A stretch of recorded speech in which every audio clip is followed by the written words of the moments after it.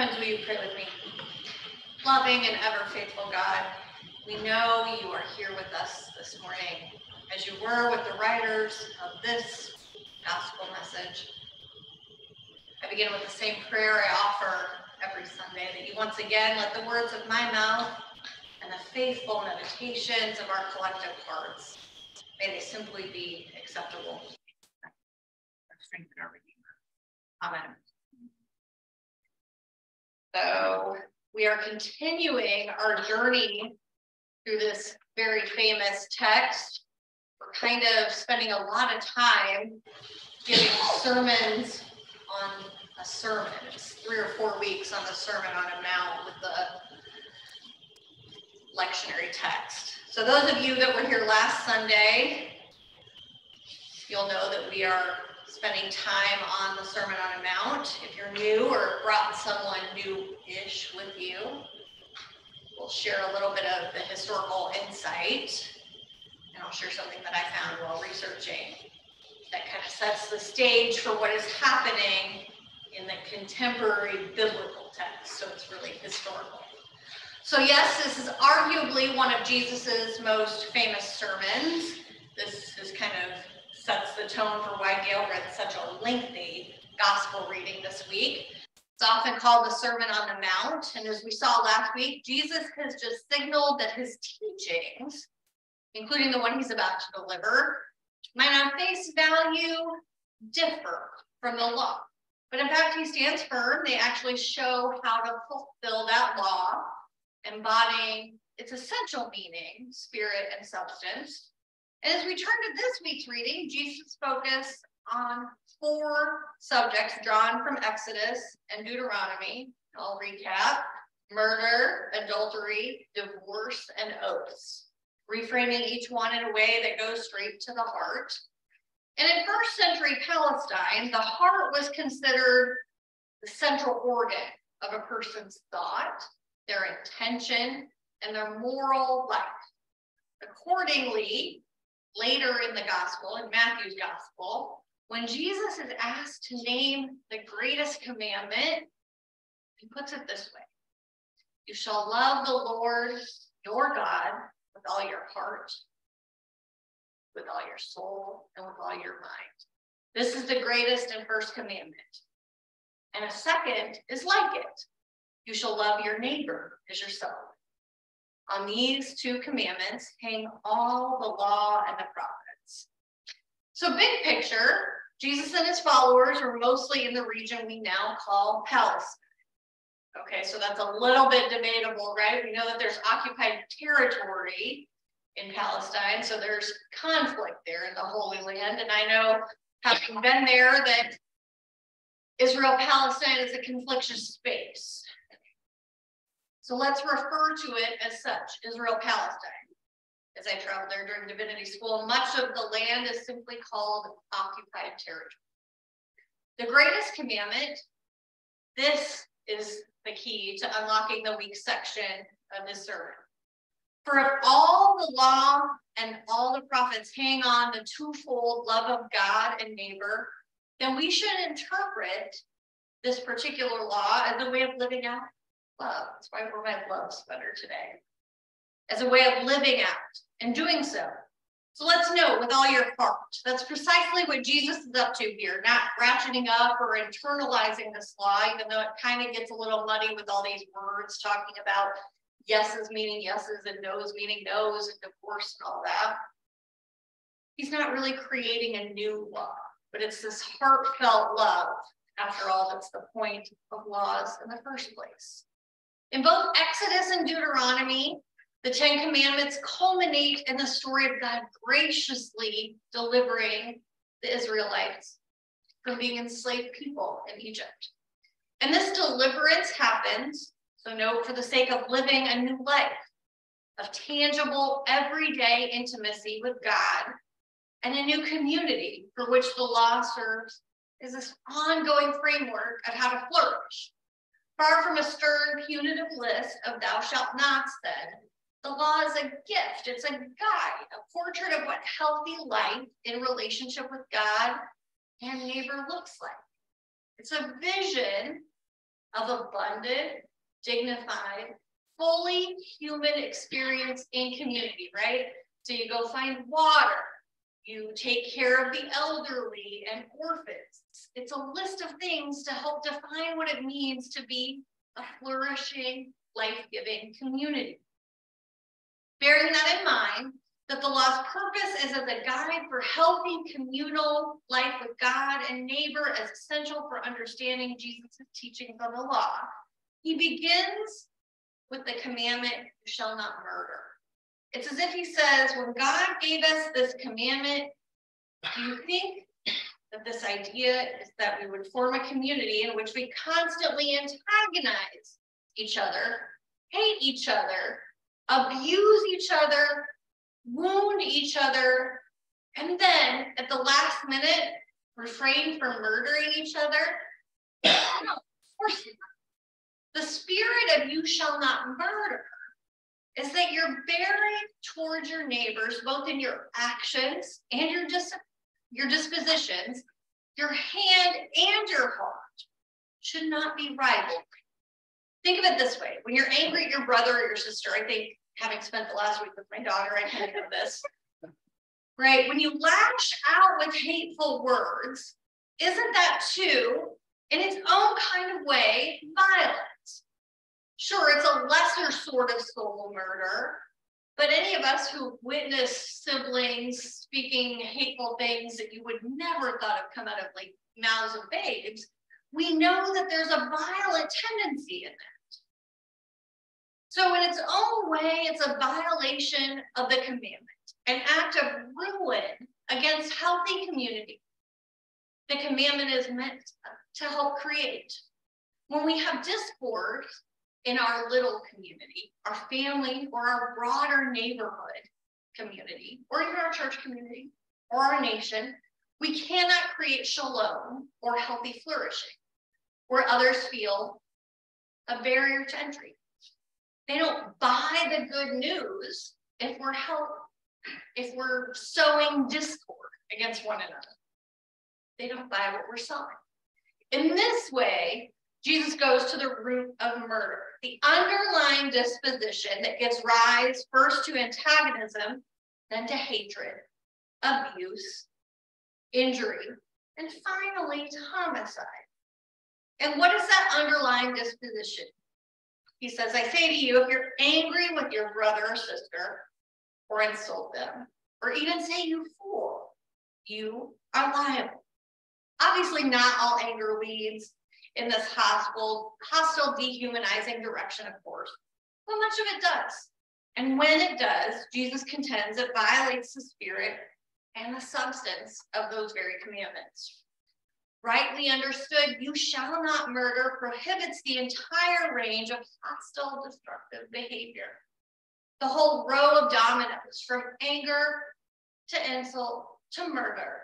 And in its place, Jesus continues, we should live out not just the absence of enmity, but rather its opposite, love and friendship.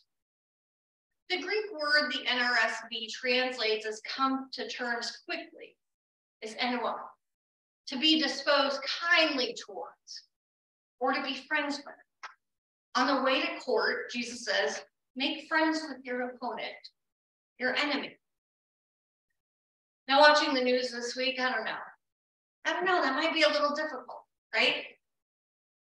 When Jesus says, pray for your enemy, your adversary, it's not something that we simply get to opt out of. It's not a suggestion, but getting to know those that differ from us in ways that we find oppositional, formidable, and sometimes even reprehensible. That is the commandment of love your enemy, to love them as if they were our own beating heart. We don't get to disagree with Jesus and say, oh, he's wrong about that one thing. He didn't mean them. Not if we claim him as ours to follow. Not if we ask him to walk with us. What does that mean anyway?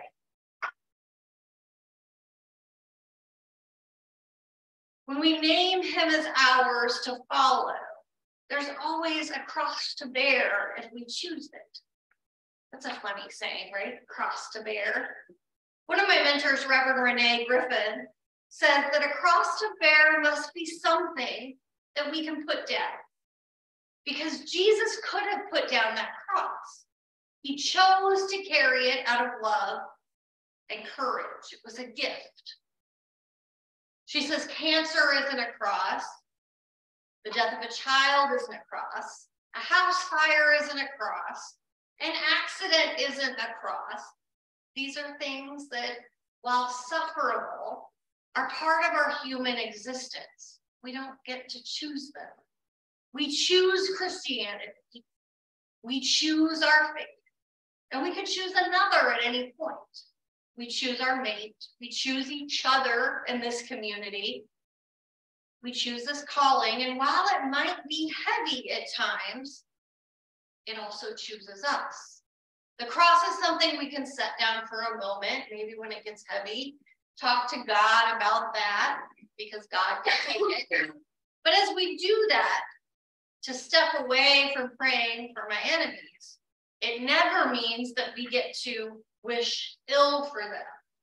Jesus takes a similar approach to, you shall not commit adultery, right? I kind of hesitated in that moment as a divorced woman.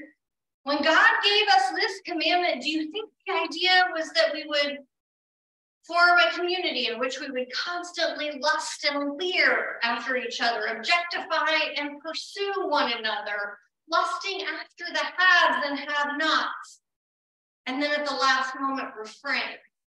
Of course not. You shall not commit adultery prohibits that entire set of dominoes as well in the heart. It's striking that Jesus frames the roots of adultery here as acts of lewd objectification and pursuit, not enticement. The remedy he recommends is not, for example, to have women wear more modest clothing, but rather for men to take responsibility for their own dispositions and actions, rigorously cutting out whatever distorted ideas or habits cause them to sin. Finally, Jesus boils down these laws and injunctions against frivolous, blasphemous, unfaithful oaths this way. Don't bother with them at all. Let your yeses mean yeses, and your no's mean no. That is, let your word stand on its own strength, without any need to swear by a higher authority. What ties these four ideas and teachings together? The disposition of the heart. Don't let anger or lust turn your heart against your neighbor or even yourself. Instead, incline your heart towards friendship and respect. Don't let callous disregard turn your heart against your spouse. Instead, incline it towards kindness and responsibility. And don't bother with those oaths. Let your word, the integrity of your heart, be strong and trustworthy. This is the true meaning, spirit, and substance of you shall not murder. These are the contours of healthy community that the law, properly understood, helps us to make a community of friendship and respect, kindness, responsibility, humility, and integrity.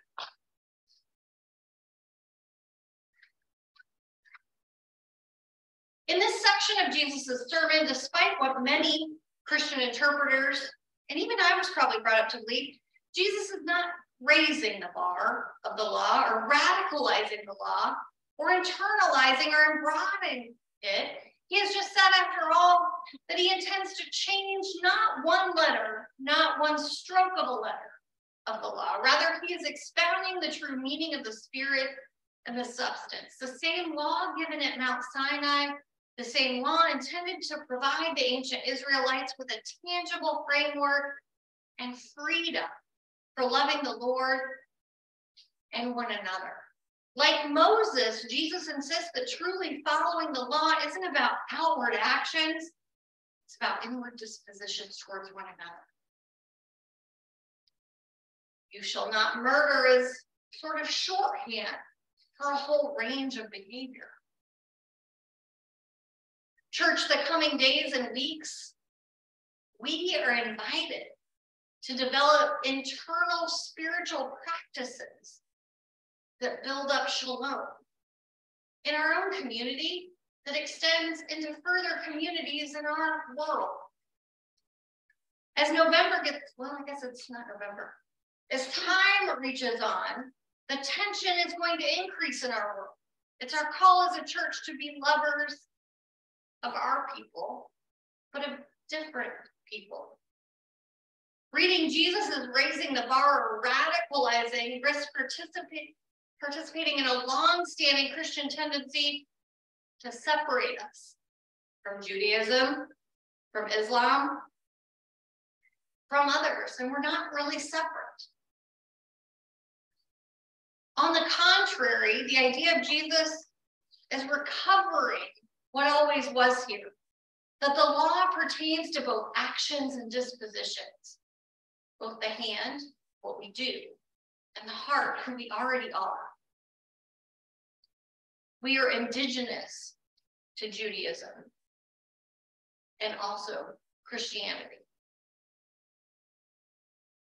You shall love the Lord your God with all your heart and with all your soul and with all your might, and also your neighbor. What Jesus is doing in a nutshell is reclaiming this fundamental and distinctly Jewish unity between loving and action, the heart and healthy communal life. For Jesus and Moses alike, the law is a way to love both God and neighbor.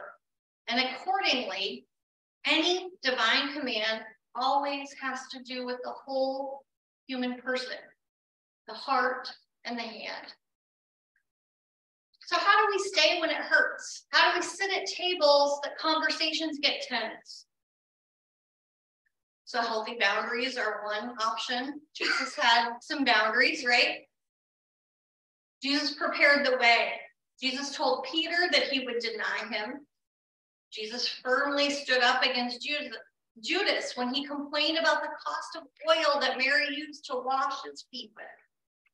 And even Jesus took time for self-care and advocated for his own worth. But we stay. We stay in relationship with one another, have tense conversations. The table that binds us together also holds us accountable. The table that invites us to return also begs us to forgive and sends us forth to do justice. This relationship with one another and with Jesus Christ is not one-sided. Our God is one of mutuality, one who is both called upon and who calls us to do the work with God. How we do that work is still being fulfilled today. Amen. Amen.